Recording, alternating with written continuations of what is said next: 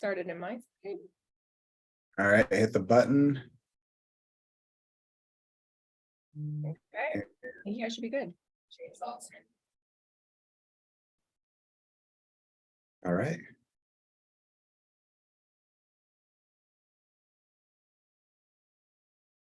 Do I get a countdown or we just start? You're live. Oh, really? Okay. I mean, hey everyone, thank you for joining this webinar. We have a special treat over at DevHub for you. We have the one and the only Andrew Shotland from Local SEO Guide. I will say more about that in a second. And again, if you didn't know, there will be a recording of this that we'll send out afterwards. But really, for you to extract the most amount of value from this webinar is for you to engage. Again, I don't know if everyone says that on every webinar, but truly, if you are looking for the SEO tactics, the strategy, I mean, you have the guy. I always joke with the brands that we work with that there's basically 3 legit SEOs, and then there's about, thousands of fakery ones, and again, to me, the difference between the two is there's one that has like a sustainable approach to SEO and the right kind of strategy, aka candor, and how you actually implement, versus the one that can get you the results really fast, but then they're gone with one Google update. And so, Andrew, if you want to touch on that one later on in your presentation. So if you want to get a hold of us after it, again, emails on the screen, we'll share them afterwards as well. If you don't know anything about DevHub is a platform that connects brick and mortar brands with their online customers to drive traffic into their brick and mortar locations. And we do that through the use of websites, just over 252 brands today, from retail, manufacturing, healthcare, financial services. We have that implementation expertise. And again, my co-founder and I, we never wanted to build a company that was running from Google. And so that sustainable SEO has always been a kind of key pillar in our success and our customers' success.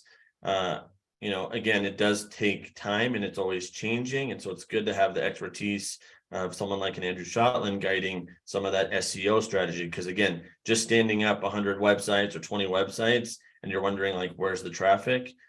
Like, you can't just check the box with these things. There's actually like what you have to do, and it is hard. And so, but if you are looking, shameless plug, if you are looking for that platform, we are one of, there are others that you can use to do it, but the strategy is what's important.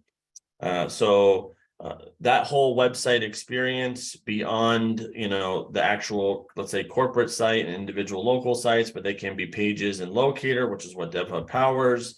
As well as 75 plugins, including appointments and events, different CRMs, online ordering, e-commerce, all powered via the same platform.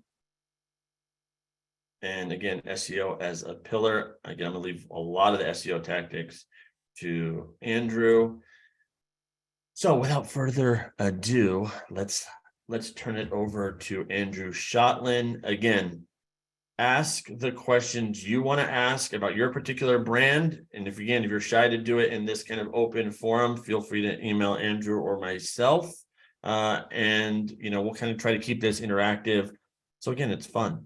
No one wants to sit through, hopefully, and not a crazy long webinar when you have stuff to do in your own life and let alone your own career. So job. All right. Without further ado, Andrew Shotland. Thanks, Mark. I'm going to take over. Can you see my screen? I will stop my share. Yep. You can see the presentation. Great. All right. So let's see. Yeah, this is all. Hi, everyone. Thanks, Mark, for having me. So yes, I am one of those SEO people. I have an agency that does SEO. We work a lot on multi-location brands and local marketplaces like Yelp type sites. But actually my big claim to fame is at one point Bing Maps hired me to do SEO for them because they couldn't get Bing Maps in Google, which I thought was really funny. And I've done SEO for The Onion, which I'm particularly proud of. So, but that's all about me. My agency, we do a lot of research. We believe in like, yeah, there's a bunch of basic SEO things you need to know to do it well, but you really, since Google is changing a lot, you really need to do research and see what's winning at the moment in your niche in Google. When people used to say, oh, SEO must be really hard because it's changing all the time, I used to say, yeah, it really isn't. The basics are still the same thing. And in some cases, that's true. But I'd say in the last 6 months to a year, the pace of change in Google has actually been changing a lot. Using big data to try to figure out SEO tactics and strategies that work for your particular sites is a critical part. Just to speak to Mark's very nice hyping of my experience, there are plenty of good SEOs out there. It's not all snake oil salesmen and such, but we believe like proving it is the way to really get to it versus just, oh, here's something I read on Twitter. So we're going to talk about some research that we've done and hopefully give you some useful things to think about. So first thing is, let's just jump right into it. Near me queries. So we've all seen these annoying, cringy near me queries in Google, like best trendy restaurants near me. And these started showing up around 2000, I don't know, 14, 15 or so is when I noticed it. And we started saying, oh, this is a tactic we can use to get more traffic out of Google. And there's a ton of near me queries now. This is just some data about restaurants near me, 16 million searches a month estimated in the US. Every possible local query has a near me variation. And these are all forced by Google and iPhones and such in the UX. They always, like, if you say pizza, they always add a near me to it. So that's why these things have really jumped up. And so I first noticed that TripAdvisor in 2015 was doing targeting near me queries and ranking for like every single one of them. And here's what they did. They had a page called Restaurants Near Me. We'll call that a national page because it didn't target any specific location. And it had a bunch of links to cuisine pages, so vegetarian restaurants near me in the page. And that's pretty much all they did. They did a variation in the heading. So it says popular types of food and restaurants near you. So they had a little variation between the title tag, which said near me. And this thing ranked for everything that was near me. And if you look at that page today, it's basically the same with a more modern UX. And so I was like, I wonder how these pages are doing now. This is a chart from SEMrush, which is a tool that estimates Google traffic to sites. And basically what this shows is that they're getting a lot of traffic to this page. And over the last year, they're getting even more traffic to this page. And so what this tells me is that near me targeting at a national level still works. If you look at DoorDash or Grubhub or any of these sites, they all have some variation of this. So we wanted to look at, okay, so how are these things working? What works for them? How do you do it? So we looked at 100,000 queries that had near me in them. And we're looking for results that have near me in the title of the result. And so we looked at 100,000 queries and we wanted to measure the significance of different elements in those titles. We couldn't measure every SEO element, just what showed up in Google. But this test actually yielded some interesting results, actually kind of obvious results.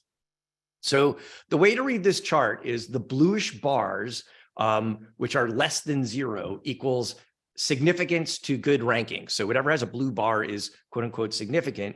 We used a tool called sisudata.com, which is a big data analytics package that we just put a bunch of search results in and said, okay, this is significant. And what it shows is those top 4 blue bars are what basically is powering near me rankings. So does the title contain the city where the searcher is located? That's the most significant, which makes sense. If I'm in Pleasanton, California. If I did near me, I would expect to see results with Pleasanton in the name. Does it contain a state? That also was significant. So Pleasanton, California versus Pleasanton, Texas. And when it had the city where the searcher is located and the state, that also was significant, kind of obvious. And the last kind of obvious, most important thing is contains near me in the title. That was less significant than having the geo info. So it's not like you have to use near me, but adding it could actually give you a little extra boost. A couple of things that weren't so significant. So the red, basically having a long title. So when the title was truncated, too many characters that Google couldn't show it, that seemed to correlate with not as well performing, which is weird because we've seen actually you're able to stuff the titles with a lot of stuff and rank well. But in this case, it didn't work. Your mileage may vary, but this is all pretty obvious. So yeah, target the cities where people are located and use near me in the title.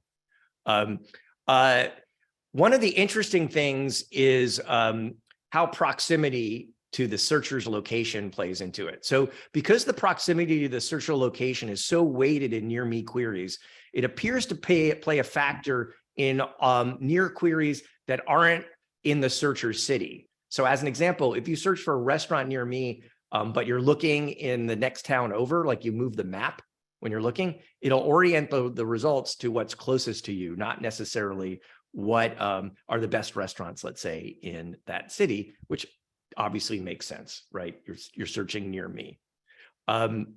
So anyhow, if you want to target near me queries, the best thing you can do is put the city and state in the title tag and the words near me there. And I'll show you a couple of on-page tactics you can use. So if you just go look at DoorDash or TripAdvisor's restaurant near me queries URL, it'll pretty much tell you how to do this. You have restaurants near me in the title tag. You have some geo information there, and you have an anchor text link on the footer that says restaurants near me.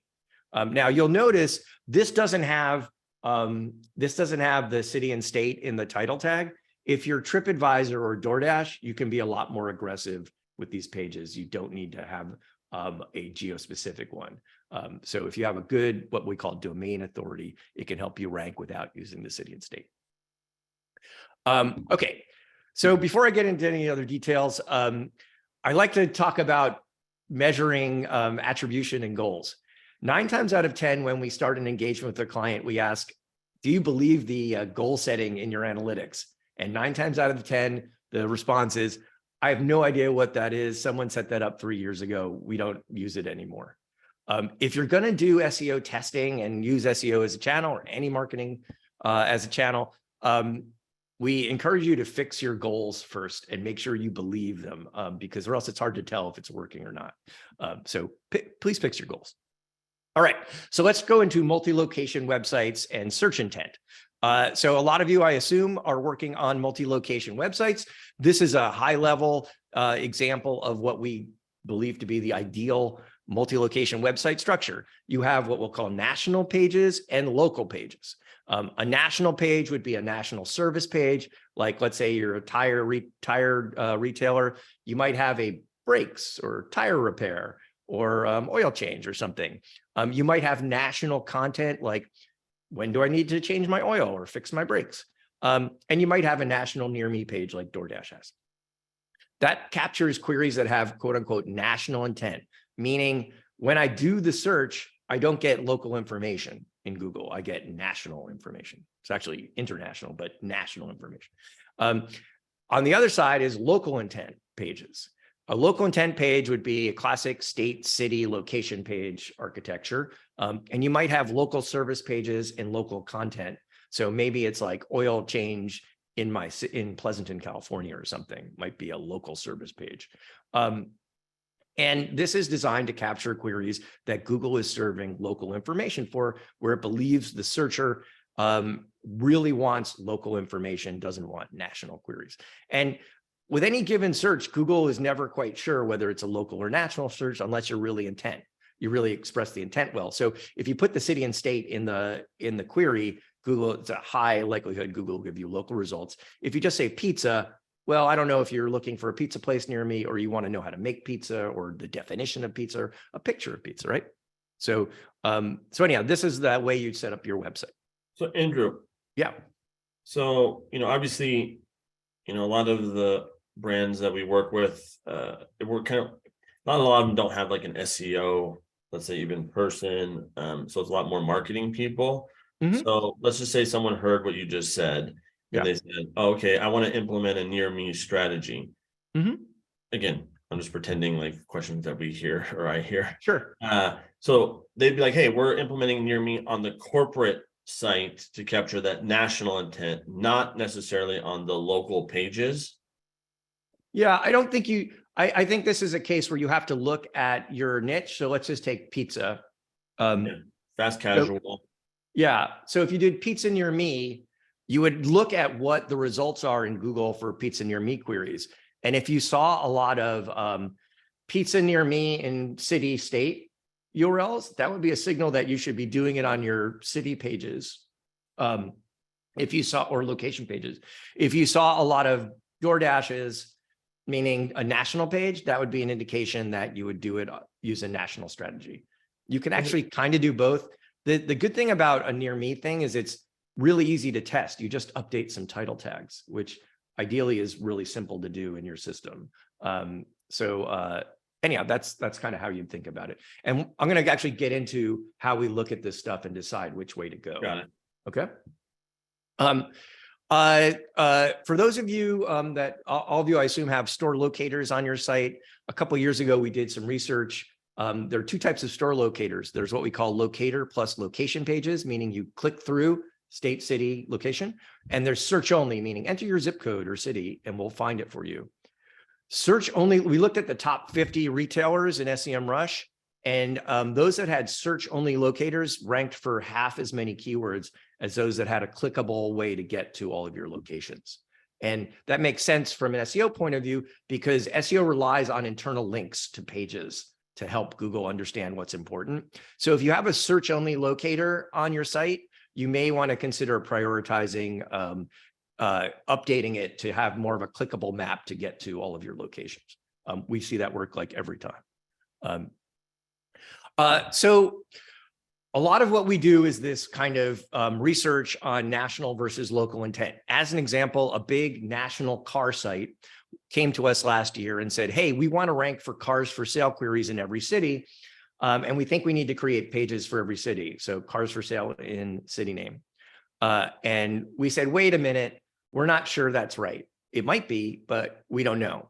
So we basically proposed looking at how local the search results are for about 16,000 car for sale queries across all the major makes in 100 cities. So 16,000 is what we came up with as the different combinations of make plus model queries. So Toyota Prius for sale, that kind of stuff. And so we looked at a ton of search queries and then put the data together and analyzed and said, okay, how local is this query for sale with these different car things? So how do we check it? It's pretty easy. You actually look at, do these searches generate local results? Do they have a city and state in the results? Does the Google and suggest thing, that drop-down menu that happens when you enter a search query, does that have the city or state in it? Does it show a local pack or a map pack, meaning those two or three local businesses?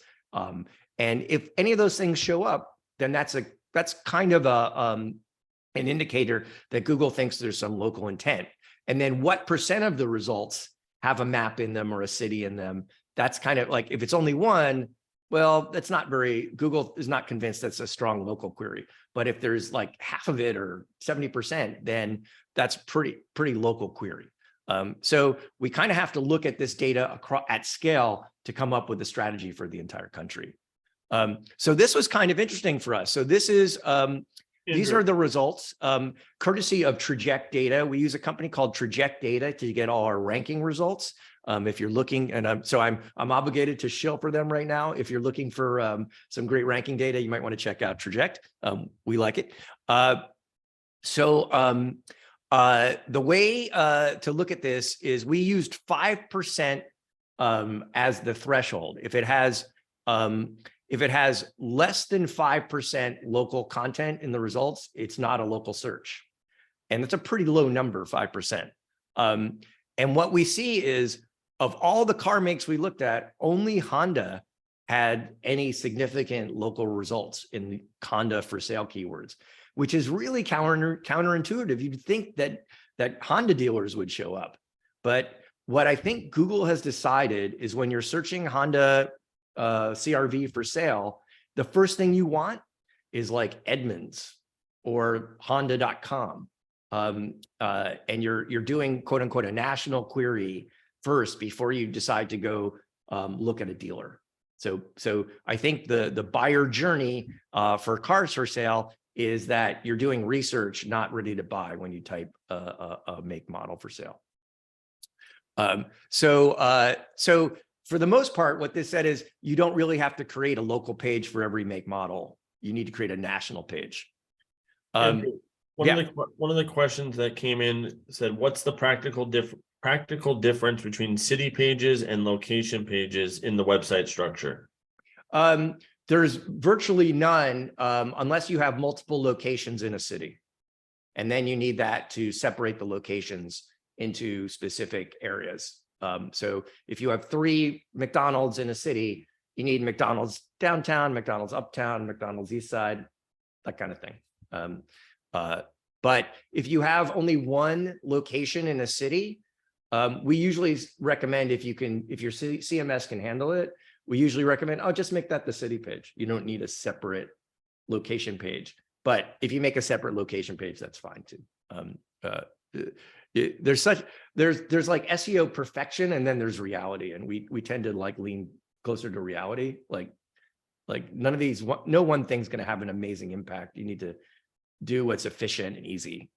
We like easy. What's an interesting thing to, it's kind of obvious, is that if you look at queries with national intent versus local intent, you can quickly see the types of businesses that rank for them are different. So if you want to do a quick ad hoc analysis, like just look at the results. And if there are quote unquote national sites like Pinterest in the results, it's probably a national query. And if they're local sites like Yelp and Angie, then it's probably a local query. So you can do this stuff really quickly ad hoc. I'm not going to go through all the takeaways. You can read this at your leisure if you're interested, but basically do the research to figure out whether you need national or local pages. What's interesting is it's totally different by vertical. So we work with a big appliance parts site. And so we wanted to see how local the keywords are for different parts queries. So one of the things is my appliance is broken. So broken dishwasher we looked at versus dishwasher parts. And so what kind of content do we need? So what was interesting here was, so we looked at a ton of different keywords, about 10,000 keywords across 50 cities. And we used modifiers that indicate something was wrong with the appliance, broken and repair, broken and parts and repair.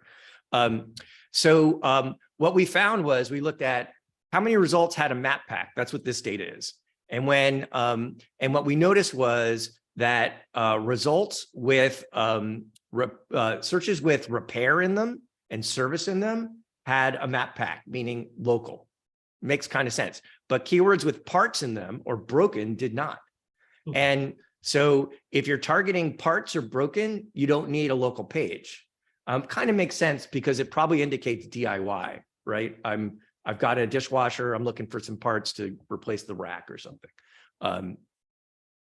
If we looked at results that contained a city in the title, it was kind of the same thing. Repair and service, again, high local content, broken parts, fixing, things like that. Not a lot of local content. Andrew, we have a lot of home service brands, on the platform. And one of the questions that came in says, we currently use a location technology that reads the user's IP address and forces them to the local page closest to them. Is it better to allow the user to choose their own location rather than forcing them? ? I think that's probably a great user experience, better than making me pick. I think you of course have to test that. Device. But the question for us always is, does Google care about that? And so as long as you're not geo-targeting Googlebot, Google's search engine bot that decides what pages to show in Google, because so Google typically crawls from Mountain View, California. So if you search your site in Google and with the words Mountain View, California, and you see a ton of pages for Mountain View, that's usually an indication that you're geo-targeting Googlebot and they're not getting to all the other city pages. So that's something you'd want someone who kind of understands this stuff to look at and just make sure. So basically, if you have a geo-targeted widget on a page, make sure you have a path, a clickable path to get to all the other cities and states on your site. Because if everything just forwards to the city the user's in, Google's just going to go to that section all the time. This is kind of an interesting one for the phrase broken. We put it against all these different appliances and parts. And the only one that had local content was broken garage door. Everything else was kind of national. And our theory is when your garage door breaks, 9 times out of 10, you don't want to fix that yourself. Or at least start trying to fix it yourself. You want a professional to come in because it's like a giant spring that's impossible to work with. And so again, like you can't make assumptions for every query, every category. You have to look at your specific one. Because if we just looked at, say, the bottom 10 of these, we would have said we never need a local page. But if we were doing garage doors, I think we need a local page. Parts had a much more local flavor to a lot of these results. The only thing we could think of is if you look at the words, the appliances that where parts is a local query, is these may have a high incidence of doing it yourself. So I've fixed my dishwasher myself plenty of times and driven over to the appliance parts store. So we think that's what this is showing. So basically the takeaway of this is you have to check all the variations of the queries you're trying to target and say, is it local or national? And then adapt your content strategy to that.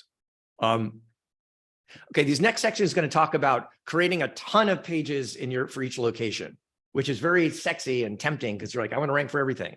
So we recently worked on a national employment law site. They have 25 cities. They had 19 practice area pages for each city and 35 sub-practice area pages for each city. So that's like hundreds of pages. And what we did was we looked at which categories have local intent across all these things and which don't. And what we found was about 300 of these pages could be eliminated. As you may know, one of the popular SEO technique on big sites is to kind of thin it down, get rid of pages that don't get any traffic and make it tighter from an SEO point of view. And that tends to help SEO performance. So we haven't seen how this is done yet. We just gave this data to this client, but we're pretty confident that when they get rid of all these pages, their performance is going to improve because all these are national in nature, not local. So like data breach attorney is not a local query; it's a national query. They also had a lot of queries that were state, meaning like like separation agreement attorney is a state query, right? Because California, where I live, has a different law about it than say Illinois. So this would be an indication that maybe you need a state page, not a city page. Creating sub pages for your locations. A lot of brands do it, but it's kind of interesting when you dig into the details. So Home Depot has excellent SEO. Their team is great.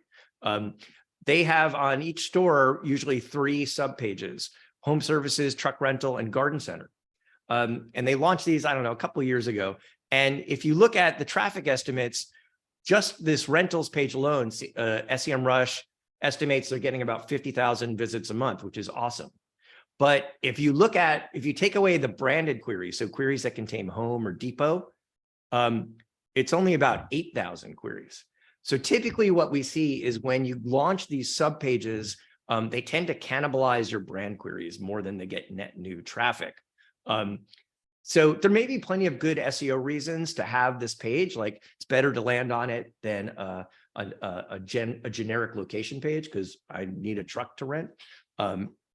But you shouldn't launch it. Usually you shouldn't launch it for SEO reasons because it's not going to perform amazingly well. It might be really good conversions, but it's not like it's going to get 1 billion new visits to your site. This is another example. A big SEO tool provider pitched our client to build 13 department pages. It's a retailer on every city page, and they have over 500 cities. So they created, what is that, like 7,500 or 6,000 pages And if you look at this is actual data, it gets about 4 million clicks over the last 16 months. But if you take out all the branded queries, it only got about 66,000 clicks. And this is because a lot of these pages don't really target, they're not really good pages. They're just like these, they stood them up. There's a ton of them. They have like almost no content on them. And we think Google just thinks they're kind of worthless. And so if you're going to make this kind of investment, you have to invest in making these pages really good. But no one wants to because it's a lot of pages and it could be expensive. Another thing we just worked on is this is a big retailer that created pages for every city that they're not located in, but they have locations near. So they created 130,000 city pages that say, like, let's say they're in city A, but they're near city B. It's a page for city B and it links to their city A location. And these pages get about 0.5% of their total organic traffic. And that's before taking away brand traffic, which is about 80% of their traffic. So these get no traffic. And they create a huge page bloat on the site. And our theory is that for retailers, if it's a query that Google thinks deserves a physical location, you need to actually have a physical location in that city to get respected by Google. It's different for service area businesses like electricians and stuff, which serve a wide area. But for physical location queries, like you need to have a page there. You need to have a location there. What made this even worse is they created pages for every brand in their location. So if this was mattresses, it'd be Serta in Beaverton, Oregon, Serta in New York City, that kind of thing. That created an additional 500,000 pages with virtually no organic traffic, and they've been around for years. So these are the kind of things you need to look at and then make a hard decision like, do we even need these pages? And so we're trying to convince these guys that we need to kill these pages. And we think when we kill them, their traffic's gonna ramp up, because right now this is about 80% of all the pages on their website that are worthless. So what are things you can do with your location pages? So there's all the standard stuff on the left, which is your name, address, and phone number. You could link to nearby locations, which is great. You can mark them up with something called schema, which helps Google understand what they're about. You can list your products and services. Those are all good things. But there are things that are not particularly tricky that can kind of help you do a lot better. So last year, we did a big study for a big retailer where we looked at 10 million search results across 40 different categories of theirs to try to determine where there was opportunity. They wanted to identify $1 billion in new revenue, which we thought was pretty funny. So we looked at 5,000 markets. And what we discovered is the best performers had links from their location page to their, in this case, since it's like an e-commerce site and a local site, links to their product category pages. So in this case, if you look at Target, you'll notice they rank really well for a video game store near me in almost every market they're in. And one of the reasons is because they link to their video game category page from their location pages. Other things you can do, you can add market specific content. Like if you're generating reviews by a market, you should absolutely be flowing those new reviews onto the relevant market page. If you have information about the area, like near the airport, like you should be saying that. You should have topically relevant images. Last year, we worked for a truck driver school.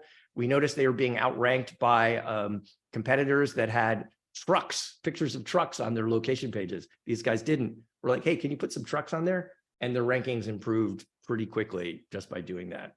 I don't know that that'll work every time, but it was pretty obvious fix. And then if you decide that location plus service pages are a valid query for you, then you can link to those pages too. And those are just a couple things that you can do with category pages. This is how we analyze this stuff, or at least try to present it in a way. Obviously, when you're working with a lot of data, it's just cognitive overload to try to parse through it and then show someone a story about it. We found this works pretty well. So in this case, where we looked at 10 million queries in the furniture vertical, what we found, we did a share of a voice analysis, basically how well do they rank against all the queries. And what we found is across all these markets, only 2 sites actually had any significant share of voice, Aaron's and Ashley's home store. And you can see there's a pretty big difference in share between number 1 and number 2. And then there's a pretty big difference in share between number 2 and number 3. And if you look at all these players, none of them are really doing anything aggressive with SEO. Even Aaron's isn't really. Apologies if Aaron's on this call. But so what this said to us was, hey, to our client, if you guys go after furniture, we think you could get some share because it's not very competitive. There's opportunity here. So this is how you have to look at it at a national scale. One of the questions that came in says, does Google pull the physical location for a city based on the Google profile? If I understand it correctly, you're saying, does Google look at your Google profile address and connect you with that city, connect your website with that city? I guess that's how let me see. Let me read it again. Does Google pull the physical location for a city based on the Google business profile? I don't know. That's kind of here's what we definitely know. So if your Google business profile is in city A, you're going to be more relevant for searches for city A. If your website says city A, you're going to be more relevant for searches in city A. It's very hard to connect. My Google profile is in city A, therefore Google is going to boost my website for for what we call local organic results for city A, meaning not the map stuff.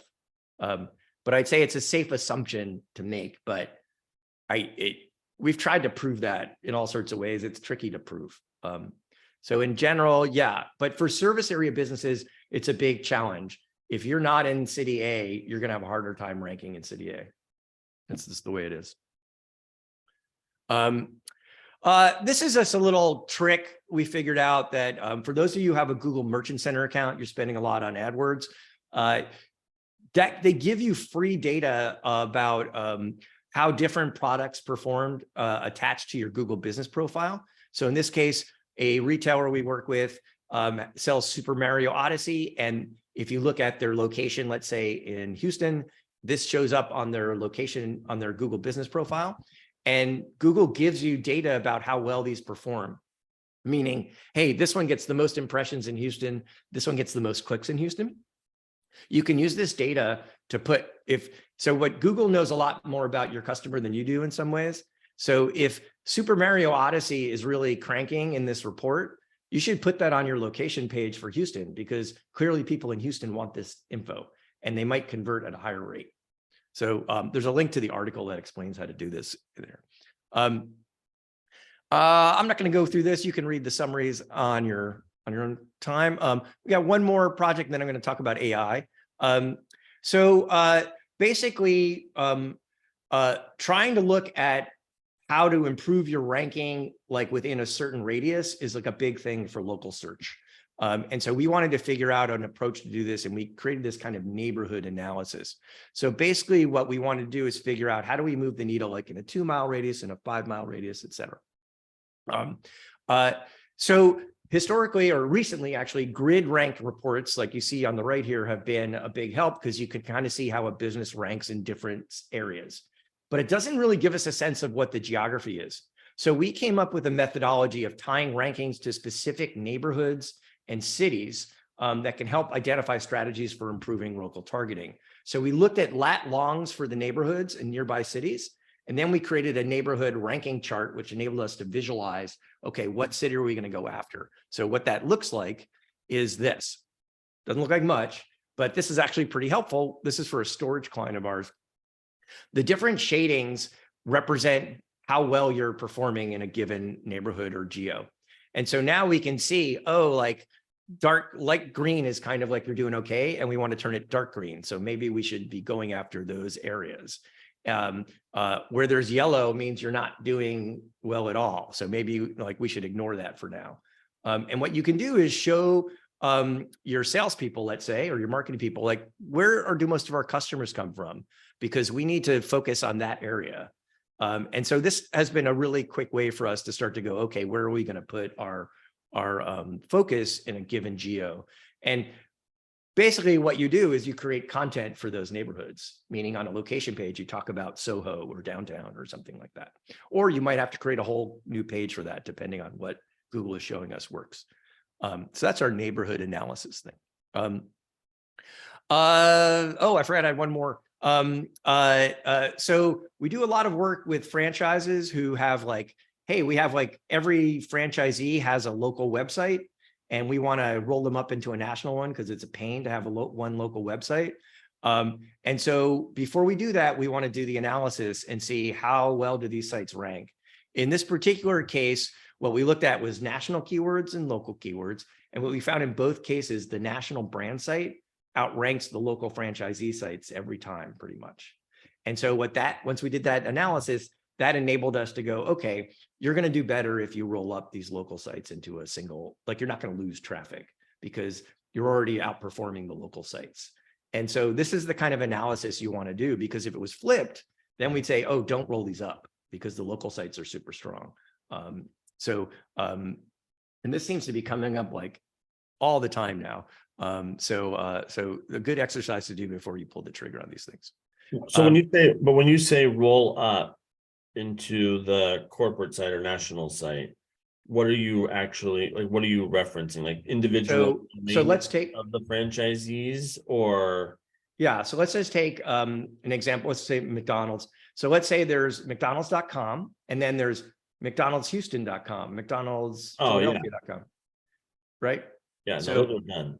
So consolidate those all into McDonald's.com. Yeah, so like McDonald's.com, but still / Houston. whatever the location. Yeah, Houston. Yeah, 100%. Yeah. Hopefully, there's only a few brands still doing it that other way, but yeah. This is a project we did for a Yellow Pages site where we had a theory that if your name or address and phone number doesn't match the Google business profile data for that business, your page for that business is going to not rank as well. And this data bore it out. Basically, the closer the match was on the site to the Google business profile data, the better the rankings of the page. And so the way to translate this to a brand site is make sure your location page names match up with what the location name is in Google business profile, and you'll tend to do better. Last thing we'll talk about is AI. It's kind of trendy. We've been actually working on AI for a while. We actually have a machine learning engineer, which is fortunate, I guess, because they do all the things I don't understand. So we have been cranking out location pages using AI pretty effectively. So far, we haven't seen any downside effect from Google. Google has come out and said, they don't care if you use AI or however you write pages, just make them good. Here's a high level model for how we approach this. So basically we train our model on high ranking pages. So if we're going after, I don't know, pizza restaurants in city, we're going to look at the top ranking pages in Google for those and basically point our AI model at that. We then, instead of writing a whole page at once, we chunk it up into sections and create prompts that write a section about the hours, write a section about how good the pizza is, that kind of thing. And you have to iterate on it. It's hard to get it perfect. They can flow in like factual data. So maybe you've done some location surveys or like with your location managers, maybe you have some unique proprietary data. Then you're going to have to fact check it, grammar check it, and plagiarism check it, and AI check it. There's a bunch of AI detector tools. And then you use human beings actually as the final scrub. So we did 200 of these pages a few weeks ago, and it took us maybe about 2 days, took a machine learning engineer about 2 days to figure out from scratch how to do it. Now they can spin them up much faster. It took 3 human editors 2 days to go through them and really fact check them. So AI does not mean no human beings. It means faster way to get them in the hands of human beings to edit them. So if you're interested in AI, let us know. We can talk about how to do it. I think this is where AI local search is going, which is essentially like a decision tree. Hey, I'm looking for this specific thing. Well, did you know this store over here has it in stock? Do you want to buy it online? Do you want to go to the store? I think that's what's going to happen. And that seems like a good AI use case. So basically like an IVR, instead of calling, we're just typing it. And that is the deck.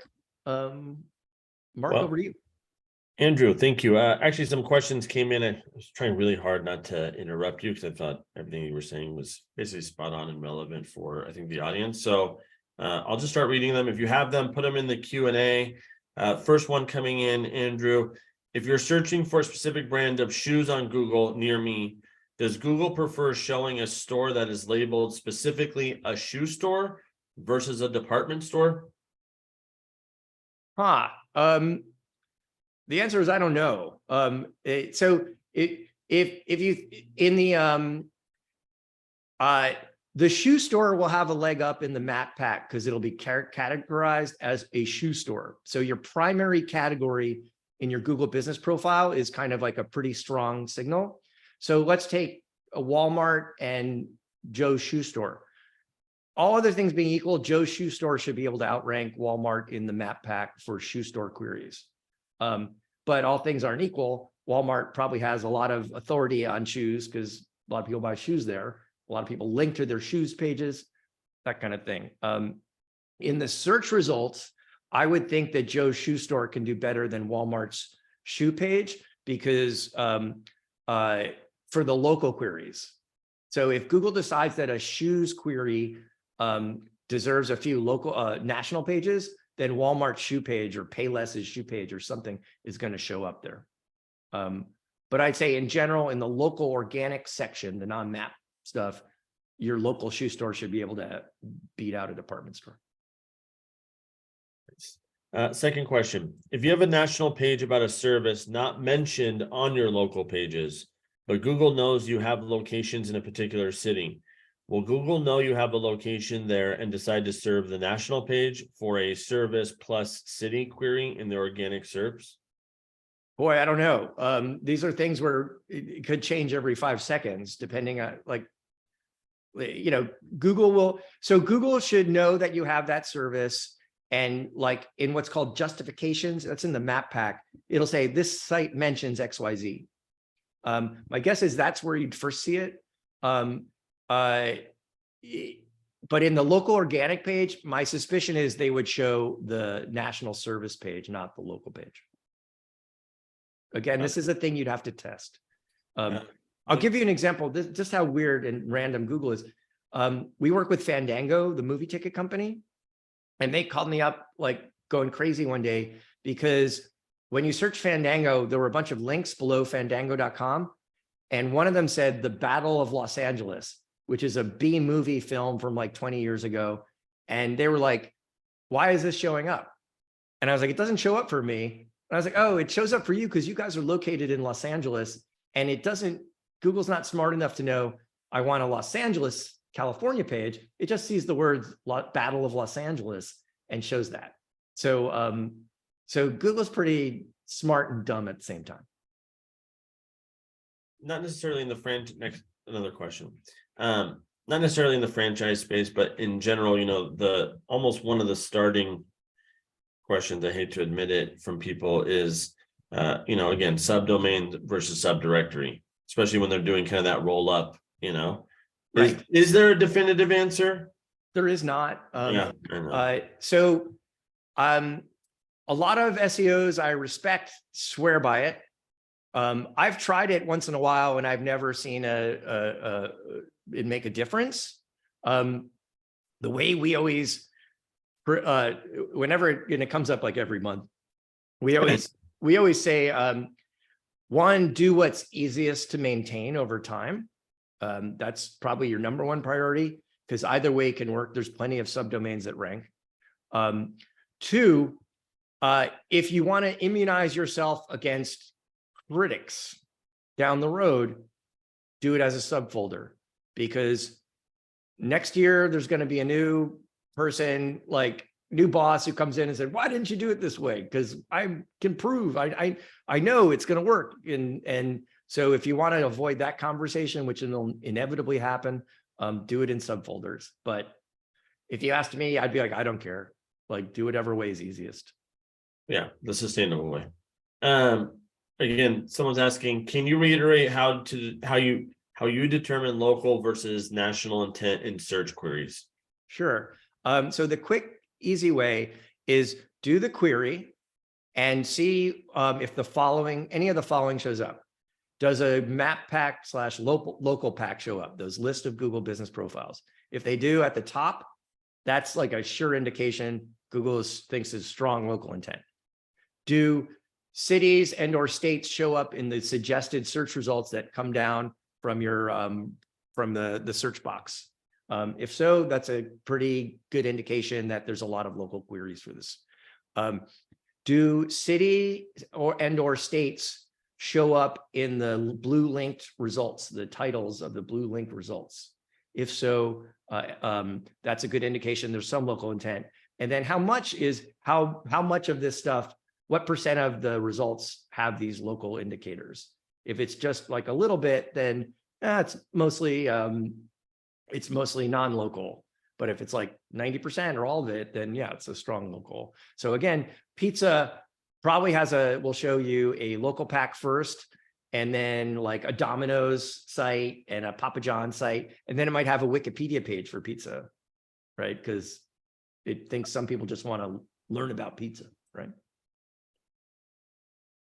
Just putting it out there. Again, any questions that you have him right now, no cost. You know, Oh, there's a cost. Put it in the an opportunity cost. Yeah, I know. Put it in the Q&A before we wrap up. But yeah, no, thank you, Andrew. If you're looking to get a hold of him, I guess. It's on. Here we go. So, so if you want, I'm happy to talk about this stuff all day long. That's kind of my job. If you want to just grab a time with me, I'm happy to kind of look at if you have a problem. I love solving these really stupid SEO problems because most of them are stupid and ridiculous, and they require someone who's like likes to look for needles in haystacks, and that's the fun part of the job. Andrew, a couple quick questions just came in. Okay. Real quick. I think you can knock these out in the next. Let's do it. We can do it. There's 3 of them so far, so remember that. If the main site has similar content to a franchisee site, will the main site always be indexed higher? No. Whichever one Google thinks is more relevant. So we have seen cases where we have a high degree of confidence that one site is cannibalizing the other. But I don't think that's the norm. That said, like if you have the same content as someone else, then you're kind of you're kind of at the mercy of the algorithm versus trying to be more unique. Cool, thank you. So I would look at if you're like let's say you're a national site and you've got a local franchisee, you look at them as like unfortunately look at them as a competitor or the other way around. What would you do if they weren't related to you guys? How would you try to outrank them? It's the same strategy. Also, it's kind of different too, of like in that dealer model, right? Where they're like an authorized dealer of the national site. I mean, that's a whole other beast. Okay, another question. Is there anything we can do if our competitors are using our brand name in their titles and meta descriptions and paid ads? I'm not a paid ad expert, but I think that's not really kosher. But forget the paid ad part. How about if they're just using their brand name in their titles and meta descriptions? I'm not a lawyer, but so if they're violating a trademark or something, that seems like something your attorneys could handle. But I don't think in fact, this is a common tactic of ours, comparison query, brand comparisons like X versus Y, because that's how people especially in B2B, when we do B2B, a lot of people are doing those types of searches before they figure out what they want to buy. And so we encourage our clients to like talk about your competition because that's how people are searching. This is kind of another question is SEO going anywhere due to AI? Yeah, it's accelerating, I think. And so it's kind of trite, but someone said this pretty well, like AI will not replace your SEO job. SEOs who know AI will replace your SEO job. what I think they're getting at is like, oh, you should be figuring out how to harness these tools and use them to your advantage. So as an example, like I said, we're spinning up 40,000 pages for a client. I think before it's easy to spin up 40,000 pages if you just use a template and insert the city name. That's not particularly effective. And so this is enabling us to scale, creating unique stuff faster. And so, so that in theory, that's giving our clients a competitive edge in theory. We'll see, talk to us in 6 months and we'll see how it's doing.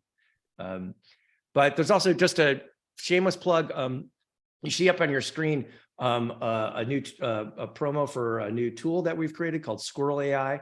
It's actually AI is for actionable insights, not necessarily AI yet. We're alpha testing it right now. If you want to check it out, it's a productivity tool that we do totally inside of Slack. So if you're a Slack shop, you'll kind of dig it. And we're just launched it last week as an alpha. So we're looking for geeky SEO types to kick the tires. Anyway, and I think Mark, did you want to talk about this? Your fabulous. I mean, Mark, our marketing team would kill me if I don't plug it. I was trying to ignore it, but you can read it. You can read it on your screen. Again, shameless plug. Obviously, again, we never wanted to build a company that was running from Google. We adhere to all, basically web standards and even ADA compliance on the other side of this, which we didn't even really touch that much of, but and how that might play a role. But if you want to plug that real quick. Oh, I don't want to plug that. Actually, I want to plug the ADA compliance thing. Yeah, that's what I'm saying. That part. Yeah. So we're actually working on a research project to see how accessibility affects ranking. So we should talk about that afterwards. I know that should be a whole nother one in theory, because again, we're seeing it more. Again, we've had sustainable tech. I keep saying that, but again, since 2017, we've had the ADA. But again, it's still sometimes up to the brand and the customer, whether they want to do it. It seems like in the last year, there's been a way bigger push to do it. I guess final question just for myself, and just a gut check, kind of where we're headed. So then what do you see the role of the website kind of in this AI enhanced world, whatnot, Google, all of it? Is it still like foundational to marketing, or is it like it's going to adapt because it's more of a data repository, source of truth? But now that data gets syndicated out to more than just Google in theory, depending on which AIs win, I guess, and how they're implemented in the consumer. Yeah, so I think it's still like the source of truth for everything. And whether this has been the way in Google for years. If a lot of the customer interactions happen on Google, well, your website is what informs it, right? And Google's trying to keep everyone inside of Google for as long as possible. But your website affects how your business appears in Google for sure. And so we think it's going to be the same thing with AI. I don't think there's, at least I haven't seen it yet. It's not like there's real-time indexing of web content for AI yet. It's probably coming quickly. And we've definitely I've seen some cases where people have claimed they've manipulated like Bing's AI results, but that's going to be a thing. SEO AI for SEO or whatever. And it's still too nascent to really have anything other than do the normal things you do for SEO. And then I guess the last 2 minutes, squeeze in 2 more questions. How do we determine if having a local keyword page is worth it? Kitty, he just walked by, that's why. Keyword plus city page. Could it be seen as a doorway page? Yeah, so for those who don't know, doorway page is something that Google kind of says is a page that exists just for SEO. And usually a classic local case would be like a city page that has a link to like 500 different category pages, like a Yellow Pages site. So the way, I guess, to figure out whether 1, does the query have local intent? And then 2, is there enough volume to justify it? And volume is relative because B2B queries only need like 10 people a month searching it and 1 person to convert for it to be worth it. And the way it's really hard to guess volume because none of the tools are good for that. The best way to do it is look at your ad campaigns, which probably most of you are spending a ton on local ads, and see which which queries get the most impressions from your ad campaign. And that's a good way to sort of figure out how to prioritize this stuff. And a quick one, hopefully local.brand.com and a subdirectory page at the same time. Is there harm in Yeah, why? They're the same content. Like I don't know how they're using them in reference to the question, but so whoever asked that, feel free to email me the example and Yeah. I'll happy to take a look at it. But yeah, if you have duplicate version of the page, we would advocate not doing that. But if for whatever reason you have to do it that way, you can use what's called a canonical tag on the page to merge in Google's eyes both pages together. cool. Yeah, okay, so they actually commented, it was a previous implementation, but ranked half in the SERP. Huh. So like, oh, I see. Like half of them were the local dot and half were the subfolder. That's, I guess, how I would read it as well. Yeah. So, yeah. So you could, the question, I guess the question I'd always ask is, can we do better kind of merging them? And the answer is probably, yeah, you can. 1 and 2 in the SERP, sorry, they clarified. Oh, okay. They were, but it ranked 1 and 2 in the SERP. I get you. So the question is whether that's for brand queries or non-brand queries. Got it. If it's for a brand query, for They're brand, saying brand. who cares? Like, it's great, but my guess is you're leaving a fair amount of non-brand clicks on the table. One of the things you guys should always like internalize, especially those of you with really strong brands, is scrub your brand traffic out of your analytics. You can build a report using Google Search Console data. You can have it eliminate like McDonald's, that kind of thing from keyword set, and you can get a better idea of what your unbranded traffic is. There are good reasons to target brand queries for SEOs. You want the right page to rank for whatever query. But for the most part, your net new traffic is going to come from non-brand queries. So unless there's some usually when you have like a double result like that, there's usually someone who is all like in love with that and like doesn't want to lose that. But I think you'll find for the most part, if you got rid of the double result for brand queries, it's not like you're going to lose a ton of traffic. Cool. Well, thank you, Andrew, for your time today. I mean, again, I love this subject, so we could talk about it forever. Yeah, no, thank you so much. My pleasure. And anyway, if you want to get a hold of Andrew, you know how. If you want to get a hold of us, obviously shameless plug, you know how. But yeah, we're here for you for the long haul. All right. Thanks for tuning in, guys.